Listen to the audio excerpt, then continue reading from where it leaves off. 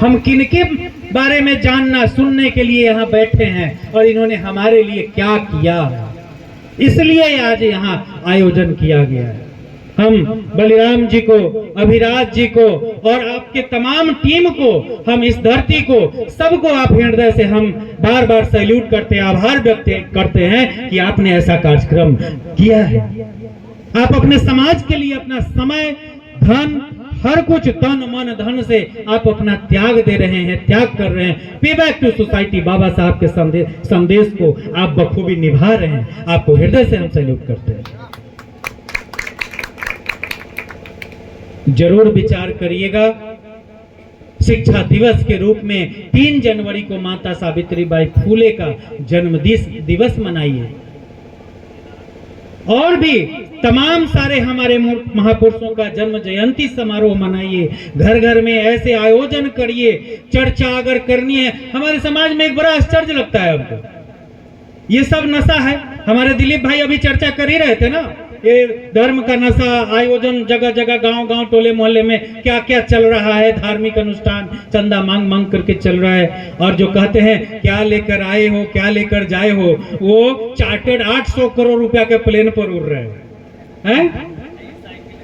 अब पर्ची निकालने वाले बाबा का भाई जेल में बंद है मर्डर केस में, अब पर्ची निकालते हैं। ये पर्ची वाले बाबा जो जगह जगह आते हैं, हमारे सीतामढ़ी में भी आए थे, मुजफ्फरपुर में भी आए थे, वो आगे से दर्शन करने का लिया जाता है 11,000 रुपया। अब जानते हैं पर्ची वाला बाबा की बहन जो है वो मुस्लिम से शादी की है। पर्ची वाले बाबा की बहन मुस्लिम से शादी की है। विचार आप करिएगा कि आप किसके जाल में फंसे हुए हैं और किसकी बात आप मान रहे हैं।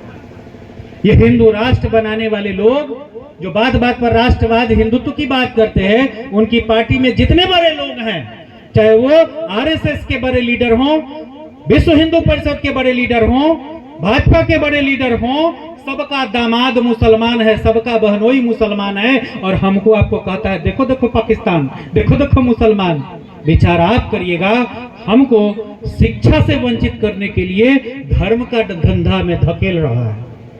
शिक्षा इतनी महंगी कर दी गई कि हमारे पढ़ाई लिखाई से हमें दूर कर दे, इसलिए षड्यंत्र है, शिक्षा को महंगी कर दिया गया। क्या आपको पता है कि एमबीबीएस की आज अगर पढ़ाई, आप डॉक्टरेट की पढ़ाई, डॉक्टर की पढ़ाई आप करेंगे तो 1 करोड़ रुपया कम से कम आपको लगेगा। हमारे समाज में कितने लोगों के पास 1 करोड़ रुपया है जो आप ये जो इतनी तेज तर्रार बेटियां यहाँ आज अपना कला के माध्यम से अपनी ऊर्जा को दिखा रही हैं, अपनी विद्वता को दिखा रही, अपनी कला का प्रदर्शन कर रही हैं। क्या ये बेटी डॉक्टर बन सकती है? आपके पास में है 1 करोड़ रुपया? आप पढ़ा पाएंगे? बीटेक कराने में 20 लाख 25 लाख रुपया लग रहा है। कितने लोगों के पास 20-25 लाख रुपया है? 5 साल में आप दे सकते हैं? जरा हाथ उठाइए। हर साल 5 लाख रुपया आप दे सकते हैं? हर महीने 50,000 रुपया एक बच्चे पर आप खर्च कर सकते हैं पढ़ाई के लिए। एक बच्चे का दूसरा तीसरा चौथा क्लास में एडमिशन में 25,000-30,000 रुपया लग रहा है बड़े स्कूलों में। आप कितने लोग हैं जो एडमिशन में 25-30,000 रुपया दे सकते हैं? 5,000-6,000 रुपए की किताब खरीदी जा रही है। कंपनियों की कमीशन खोरी, स्कूल की कमीशन खोरी में आप कितने लोग हैं जो ऐसा कर सकते हैं? लड़ाई हमें लड़नी होगी, बाबा साहब के सपनों को साकार करना होगा, तो हमें लड़ाई लड़नी होगी शिक्षा के लिए। हमें ये जितने टीवी पर डिबेट करने वाले जो गोदी मीडिया चैनल वाले लोग हैं, बड़े चैनल वाले, ये शिक्षा का बहस नहीं कराते हैं कभी? क्या ये गरीब की बहस नहीं कराते? किसान मजदूर की बहस नहीं कराते? युवा की बहस नहीं कराते? ये बहस कराते हैं धर्म का, ये बहस कराते हैं अमेरिका का, ये बहस कराते हैं ईरान इराक युद्ध का, ये बहस कराते हैं पाकिस्तान में 400 रुपए किलो टमाटर का। ये बहस इस बात की कराते हैं, ये बहस हमारे आपके लिए नहीं कराते। देश में जब तक चंद मुट्ठी भर एक जातिवादी आतंकवादियों का गिरोह देश में हावी रहेगा, हमें मूल संविधान का सम्मान प्राप्त नहीं हो पाएगा। हम अब भी वंचित हैं मूल संविधान के अधिकार से। जब तक देश में कॉलेजियम के द्वारा बहाल जातिवादी जज हैं, सबसे बड़ा परिवारवाद है तो न्यायालय में है। एक जाति वर्ग के लोग ही जज बनते आ रहे हैं, बाप बेटा पोता भगिना भगनी नाती नतनी वही जज बन रहा है। और वो जजमेंट न्याय नहीं करता, फैसला सुनाता है जाति देखकर। जैसे ईडब्ल्यूएस सुदामा कोटा, ईडब्ल्यूएस आर्थिक रूप से कमजोर वर्ग के लिए। क्या वो किसी एक जाति के लिए, सिर्फ सवर्ण जाति के लिए है? नहीं, जो किसी भी जाति का हो, आर्थिक रूप से कमजोर है, उसके लिए 10% आरक्षण दी गई थी। और वो भी बिना किसी सर्वे के, ना कमेटी बनी, ना जांच आयोग बना, ना कोई सर्वे रिपोर्ट आया, 72 घंटे के अंदर ईडब्ल्यूएस को लागू कर दिया गया। विचार आप करिएगा, वही लोग जब यूजीसी कानून जो पहले से बना हुआ है, जब इस देश में कड़ाई से लागू करने की बात आई, तो मात्र 3 दिन में उसी कॉलेजियम के जातंकवादी जज ने बिना कोई आवेदन के, बिना कोई पब्लिक पिटीशन के उन्होंने स्थगित कर दिया और अस्थायी रूप से रोक भी लगा दिया। क्या कोई मांगा था? चंद मुट्ठी भर जातंकवादियों के भय से। जो लोग कहता था कि हिंदू हृदय सम्राट है, वही कहा यूजीसी बिल पर तेलिया तुमको गाड़ देंगे। तब कहां गए थे तथाकथित यशस्वी विश्व गुरु? कहां गए थे? कहा गया कि तेलिया तुमको गाड़ देंगे और झटपट में यूजीसी बिल को रोक दिया गया। वो यूजीसी बिल इसलिए लाया गया था ताकि फिर कोई हमारे समाज का रोहित वेमुला की हत्या ना हो, पायल तड़वी की हत्या ना हो, दर्शन सोलंकी की हत्या ना हो, यहाँ तक कि राजस्थान के 7वीं क्लास के मात्र 11 साल के बच्चे इंद्र कुमार मेघवाल की हत्या ना हो। इंद्र कुमार मेघवाल की हत्या आज हुई है, ये पूर्व की बात नहीं है। इसके सरकार में हुई है जो हिंदू की बात करता है, हिंदू राष्ट्रवाद की बात करता है। इसलिए हत्या हुई क्योंकि उसने सार्वजनिक शौच के पीने वाला घड़ा में से पानी पी लिया और उसको पीटते पीटते एक जातिवादी शिक्षक ने उसकी मौत की घाट उतार दी, इंद्र कुमार मेघवाल की। क्यों? क्योंकि वो दलित समाज का था, इसलिए उसकी पिटाई कर दी सिर्फ पानी पीने के लिए। आप कहां हैं? आप कहते हैं संविधान की रक्षा हम करेंगे, आप कहते हैं बाबा साहब को सपनों को साकार हम करेंगे। कहां रह गए लोग? कहां रह गए जो SC ST के कानून पर पूरे भारत को ऐतिहासिक बंद कराया 2 अप्रैल 2018 को? ये कहां डूब मरे ये लोग जो इंद्र कुमार मेघवाल की हत्या पर सड़क पर नहीं उतरे, जो यूजीसी के लिए सड़क पर मजबूती से नहीं खड़े हुए? टुकड़े टुकड़े हम लोग लड़ते रहे हैं, आज तक लड़ रहे हैं और उसको अस्थायी रूप से रोक लगा दिया। धीरे धीरे करके आरक्षण को खत्म कर दिया गया, दीमक की तरह संविधान को खोखला कर दिया गया। आज भी अंगूठा काटने वाला द्रोणाचार्य जिंदा है। किस रूप में? इंटरव्यू लेते वक्त आपका नंबर काट के जाति देख के फेल कर देता है, वो आज भी द्रोणाचार्य की कुर्सी पर बैठा है। आज भी हमारे आपके बच्चों का एडमिशन अच्छे उच्च संस्थानों में, यूनिवर्सिटीज में, IIM में, IIT में, NIT में और केंद्रीय विश्वविद्यालयों में नहीं हो पा रहा क्योंकि वहां आज भी जातंकवादी द्रोणाचार्य बैठा है, नंबर काटता है, हमको जाति देखकर फेल कर देता है। और हम हमारे आपके लोगों चंदा देकर के झाल बजा रहे हैं, धर्म को मजबूत कर रहे हैं।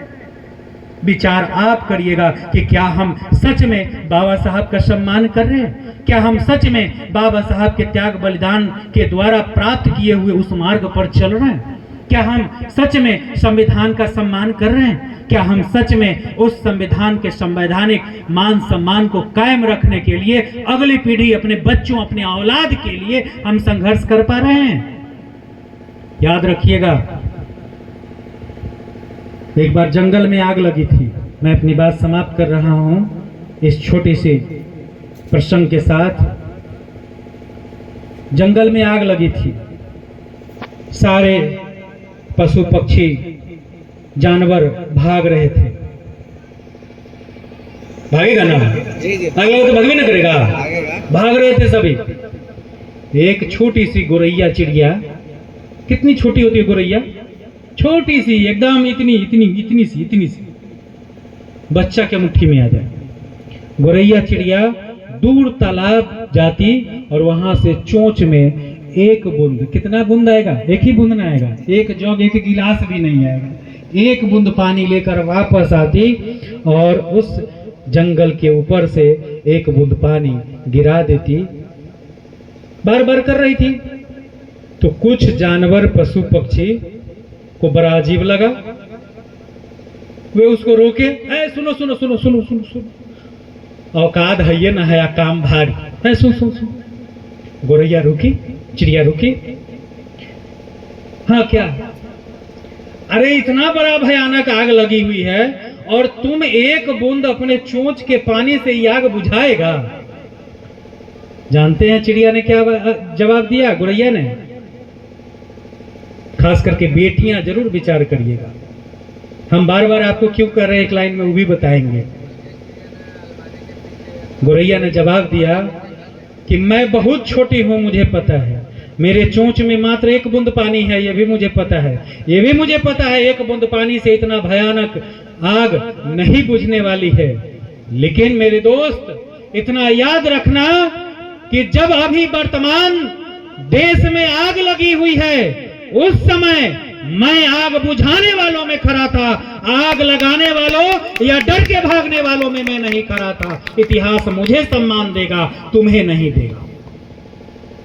हमारा ही औलाद भविष्य में जो लड़ रहे थे उनका सम्मान करेगा। जिस तरह आज हम तथागत बुद्ध, पेरियार, फूले, अंबेडकर, जननायक कर्पूरी ठाकुर, बाबू जगदेव प्रसाद कुशवाहा, ललाई सिंह यादव, इन तमाम महापुरुषों को जिस तरह आज हम सम्मान दे रहे हैं, उसी तरह आज के लड़ाकुओं को, क्रांतिकारी योद्धाओं को हमारा ही औलाद सम्मान देगा। और जो लोग बुज़दिल कायल की तरह या चमचाई, चापलूसी, मलाई चाटने वालों उसका साथ दे रहे हैं, उनका अपमान करेगा, उनको धिक्कारेगा, उनको याद करके भी संसार महसूस करेगा कि धिक्कार है ऐसे लोगों को जो लोग गुलामी कर रहे थे।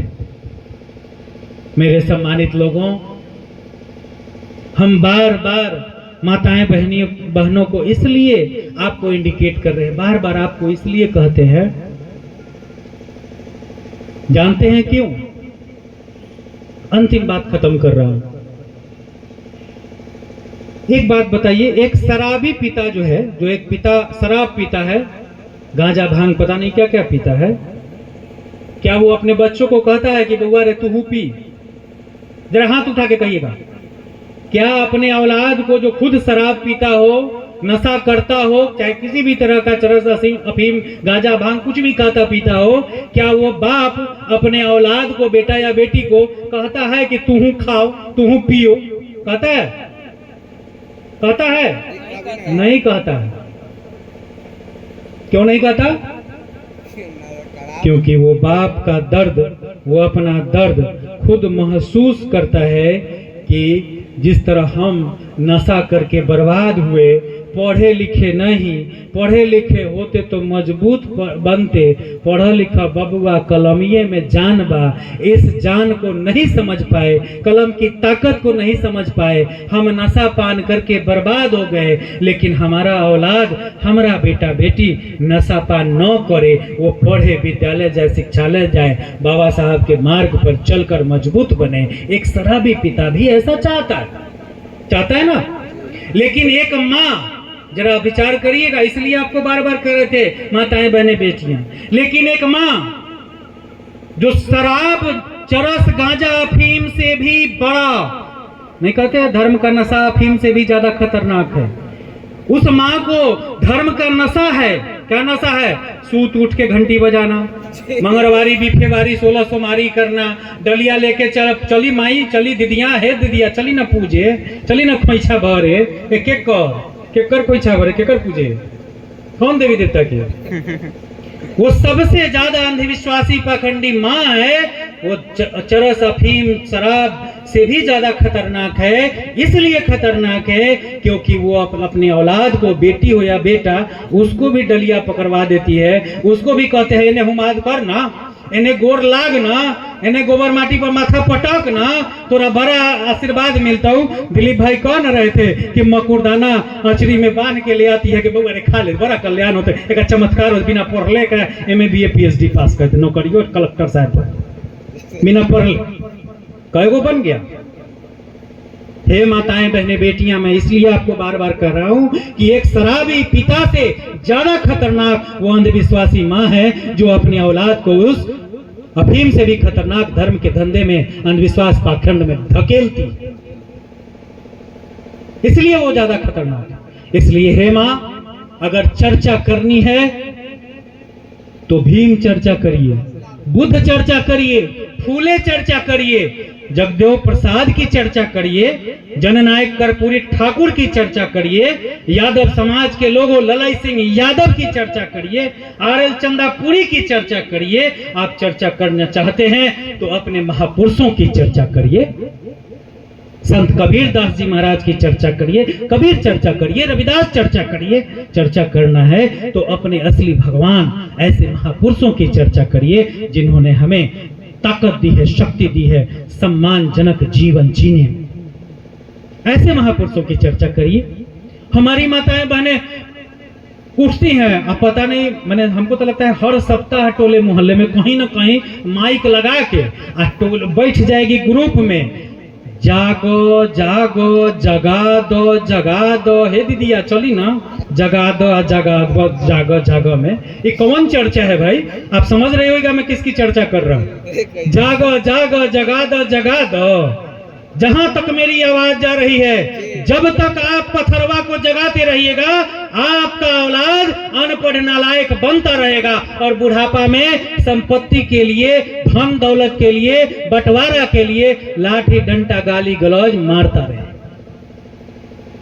इसलिए अगर वास्तव में किसी को जगाना है तो जागा जागा बिटुआ, जागा जागा बिटिया, उठो पढ़ो, तब आपका औलाद बनेगा, बुद्ध कलाम अंबेडकर बनेगा। तब आपका मान सम्मान दिन दूना रात चौगुना समाज में बढ़ेगा। जब आपका बेटा, आपकी बेटी जिस रास्ते से गुजरेगी, लोग कहेंगे फलाना के बेटी, फलानवा के बेटा। नाम तो माता पिता आपका आएगा ना, गर्व तो आपका बढ़ेगा ना। लेकिन जब तक आप अंधविश्वास, पाखंड, इस धार्मिक दलदल में फंसे रहेंगे, आपका दुख दर्द कभी जाने वाला नहीं, बढ़ते रहेगा। आपकी भूखमरी वैसे ही की वैसे ही रहेगी। आप बर्बाद होते रहेंगे जब तक आपके घर में बाबा साहब के कलम की ताकत और संविधान की ताकत, किताब और कलम नहीं आएगी, तब तक आप शक्तिवान नहीं बनेंगे, आपको सम्मान नहीं मिलेगा। विचार आप करिएगा। हम लोग को कोई फीस नहीं मिलता है आने जाने के लिए, नहीं मिलता है। पूछिए बलराम बाबू, अभिराज बाबू से, अभिराज बाबू और बलराम बाबू से, हम लोगों को फीस दिए हैं का? कुछ दक्षिणा उछिना दिए हैं का? पूछिए तो, विधे विधे कुछ होता है, दिए हैं का? नहीं ना। दिलीप बाबू को, राम नरेश बाबू, हम लोग आए हैं वैशाली, हाजीपुरा, मुजफ्फरपुर से। अब सोचिए, बिना फीस वाला निकम्मा लोग हैं हम लोग। रतवाही कर रहे हैं, अपन बाल बच्चा पता नहीं कहाँ किस हालत में होगा। आई रात में कितना खतरा मोल लेकर के आपके बीच आए, आपके बीच में है। कितना बड़ा खतरा है, जिसकी सरकार है, जिसके पास सब कुछ है, दिनादिनिस किसी की हत्या कर दे रहा है, किसी को उठा के जेल में डाल दे रहा है और कहता है भावना आहत किया है इसलिए इसको जेल में डाल दो। रोज हमारे अय्यापुर में एक हमारे दलित समाज के युवा साथी थे, उनको उठा के डाल दिया। सिर्फ एक प्रश्न किया था, क्या किया था जानते हैं? किया था कि अच्छा एक बात बताई, क्या होगा?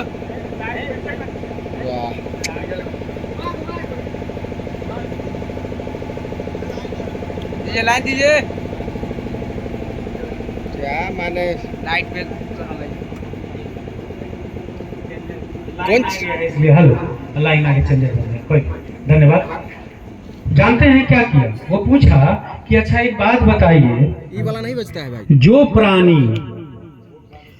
प्राणी अब और खुल के कहते, छोटा सा बंदर, हनुमाने जी कह लीजिए, जो हनुमान जी नारंगी समझ के पृथ्वी से 13 लाख गुना बड़ा आग का गोला को नारंगी समझ के घूट गए, निगल गए।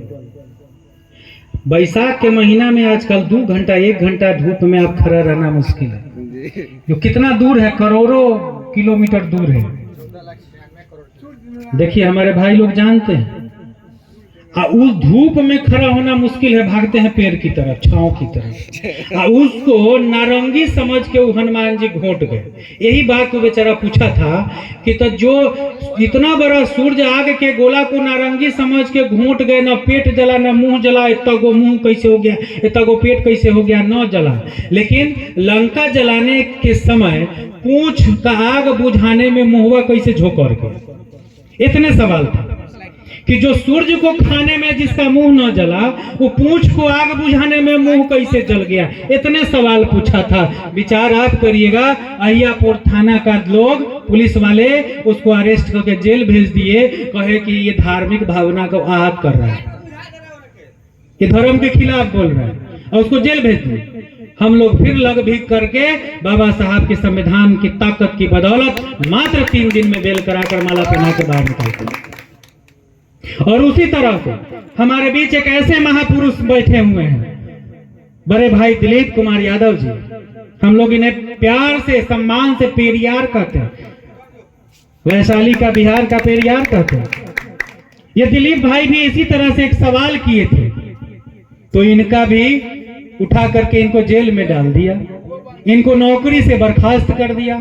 इन्होंने नौकरी त्याग न कबूल किया, जेल जाना कबूल किया, झुकना कबूल नहीं किया। बेल हुआ तो हाजीपुर जेल से फूल मालाओं से लाद करके हाजीपुर से लेकर के भगवानपुर अड्डा तक लोग जुलूस निकाल करके इनका सम्मान किया और लाया हम लोग। बाबा साहब ने हमें लड़ना सिखाया है, झुकना नहीं सिखाया।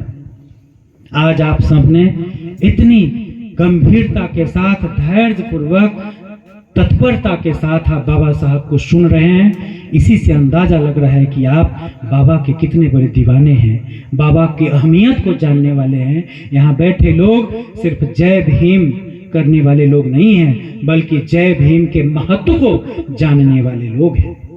हम एक अंतिम निवेदन आपसे करते हुए अपनी बात को विराम करते हैं। मेरे भाइयों, मेरे साथियों, मेरे आदरणीय अभिभावकगण, माताएं, बहनें, बेटियां, नन्हे मुन्ने बच्चे, बाबा साहब का सम्मान, जय भीम का पहचान कलम की ताकत से, किताब की ताकत से। करवापन नहीं होनी चाहिए, आक्रामक नहीं होनी चाहिए। मैं इशारे में आपको कह रहा हूं, डीजे पर डांस करना हमारा उद्देश्य नहीं होना चाहिए। हमारा उद्देश्य होना चाहिए, एक जुलूस तो हो लेकिन उसमें एक संदेश जाए, कलम और किताब की ताकत का, बाबा साहब के संघर्ष के परिणाम का, संवैधानिक सम्मान का, आक्रामकता का नहीं। हम हृदय से धन्यवाद करते हैं बरुआ जी, क्या नाम है, अनिल जी, अजय बबुआ जी को। हाँ, बहुत बढ़िया कलाकार हैं। हम धन्यवाद करते हैं, आभार व्यक्त करते हैं हमारी बहन बेटी अनामिका का। इतने सुंदर शब्दों को सजाकर सुरीली आवाज में बेहद सुंदर तरीके से हमको, आपको संदेश देने का काम कर रही है। आपको और शक्ति और ऊर्जा मिले, बाबा साहब की कलम और संविधान की ताकत आपको मिले। आप दिन रात और अथक प्रयत्नशील रहिए। अजय जी जो कला दिखा रहे हैं बहुत बेहतरीन है, लेकिन नन्हे मुन्ने बच्चे और छोटे बच्चे विज्ञान की चीजों को पहले समझिएगा, बिना समझे हुए इस्तेमाल मत करिएगा। वो देखा देखी मत करिएगा कि हम आग के घोंटे लगे, खतरा मोल मत लीजिएगा। पहले विज्ञान की चीजों को समझिएगा कि आखिर ऐसे क्या होता है। प्रयोग मत करिएगा, गलत तरीका इस्तेमाल मत करिएगा। कलम और किताब, संविधान की ताकत को अपने जीवन में आत्मसात करिएगा। आज जितना भी हमारे मदन भाई, जिस समय हम आए हैं, मदन राम जी अपना स्पीच दे रहे थे, अपनी बात कह रहे थे, उन्होंने गिनाया है आज भारत में जितने सर्वोच्च संस्थान हैं। आप जानते हैं, वो चर्चा कर रहे थे फूल डे का, अप्रैल फूल का, 1 अप्रैल पूरा अप्रैल महीना को सब लोग कहता है कि फूल महीना है, माने मूर्खों का महीना है। इसीलिए वो चर्चा हुई है, हमारे महापुरुषों का महीना है, महत्वपूर्ण महीना है, कमजोर वर्गों के लिए है, सब पिछड़े दलितों सब के लिए है, इसलिए वो हमारा मजाक उड़ाता है। और फर्स्ट अप्रैल जो है, प्रथम अप्रैल, जानते हो क्या ऐतिहासिक दिन है? कोई जानते हैं तो बताइए। भारतीय रिजर्व बैंक की स्थापना दिवस है। 1 अप्रैल को भारत का रिजर्व बैंक की स्थापना है, और वो स्थापना किसकी बदौलत है? डॉक्टर बाबा साहब के द्वारा लिखी हुई किताब the problem of the rupee. The problem of the rupee एक किताब है बाबा साहब की। उस किताब के बिहाफ में, उस किताब के आधार पर रिजर्व बैंक ऑफ इंडिया की स्थापना हुई है। मतलब भारत की जो मुद्रा प्रणाली है, अर्थव्यवस्था है, वो अर्थव्यवस्था दी हुई बाबा साहब की है। भारत में जितने एनआईटी हैं, national institute of technology, IIT है, Indian institute of technology, IIM है, इंडियन इंस्टीट्यूट ऑफ मैनेजमेंट, जितने बड़े बड़े शिक्षण संस्थान है, केंद्रीय विश्वविद्यालय हैं, यहाँ तक कि एम्स जो बड़े हॉस्पिटल हैं भारत के, वो सारी चीजें बाबा साहब की देन है। अस्पृश्य बहिष्कृत समाज, इस तरह से एक समिति बाबा साहब बनाए थे। बहिष्कृत हितकारिणी समाज, बहिष्कृत हितकारिणी समाज की स्थापना बाबा साहब ने किया था। और उसी समिति के तहत जगह जगह उन्होंने कमजोर वर्ग के छात्रों, बेटी बेटियों के लिए उन्होंने आवासीय विद्यालय की शुरुआत की थी, जो आज आप जगह जगह देख रहे हैं। जननायक कर्पूरी ठाकुर छात्रावास, अल्पसंख्यक छात्रावास, अंबेडकर छात्र